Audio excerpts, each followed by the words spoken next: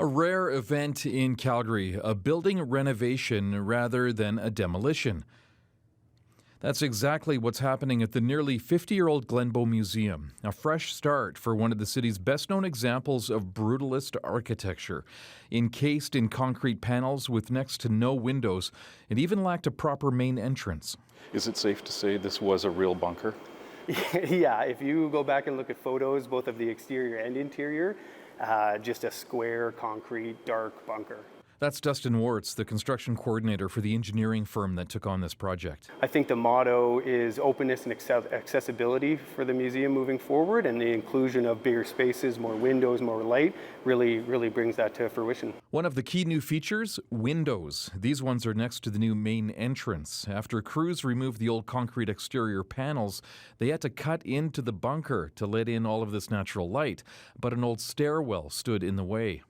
Biggest challenge actually was we demoed the northeast staircase, full height of the building, and so that impacted the capacity of the building to sustain wind loading, and so we had to reinstate that in other locations, whether that was a new wall or braces.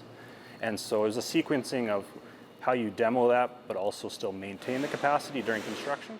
Crews took out other sections of concrete walls and floors in the new theater space. They used braces to maintain the building's structural integrity. 18-inch thick concrete floors came out in some areas to create soaring two-story gallery spaces. More light will cascade in through a new oculus, creating a 5-story naturally lit vertical gallery from the 5th floor down to the main level.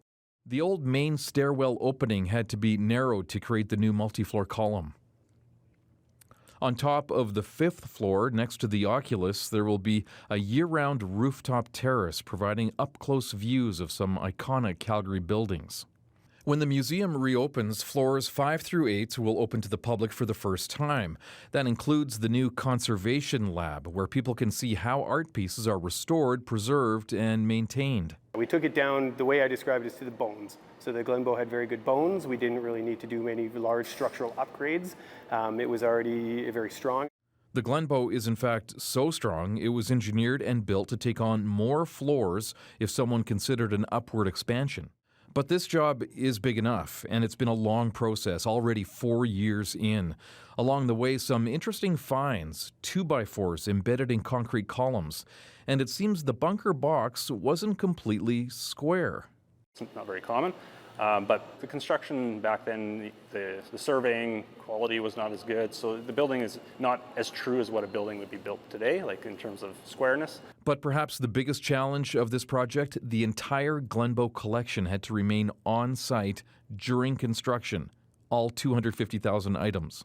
So what was your uncensored reaction when you found out they want to keep the collection on site during the project? To be honest, my first understanding of when they needed to do that is when I got off the wrong floor at an elevator and ended up looking at all this art and all the collection sitting there and all its housing and protections. And so, yeah, I'm not used to seeing back of house and being in a construction site full of priceless works of art. I was a little taken aback. The heating and ventilation systems needed to be operational to protect the collection, while at the same time they were being replaced. All 250,000 objects cared for by Glenbow have remained on site in the museum throughout the construction process. So that's meant a lot of moves. It's meant a lot of people moving things from one place to another. So we worked really closely with all teams to kind of say, like, this is the area that we're working in today. This is the area that we need to get cleared out. And our team went through and actually moved things week by week, month by month, as needed, so that new systems could be put in place. New storage cabinets were purchased to keep the collection safe, and so far nothing has been misplaced or lost.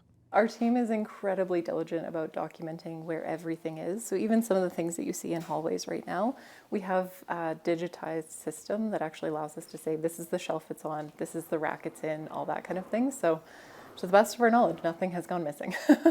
While most of the concrete exterior has been scrapped, some panels will be saved. The concrete etched murals by artist Robert Oldrich. The 3 panels, each weighing about a ton, have been moved inside and will be on permanent public display. It was actually right outside our school drop-off area, so a lot of people remember it from like when they came for their grade 3 social studies trip or things like that. So we're making sure that we've protected those. They were perhaps the only thing worth saving from the old bunker. The $140 million project still has a year to go, with the opening planned for late 2026.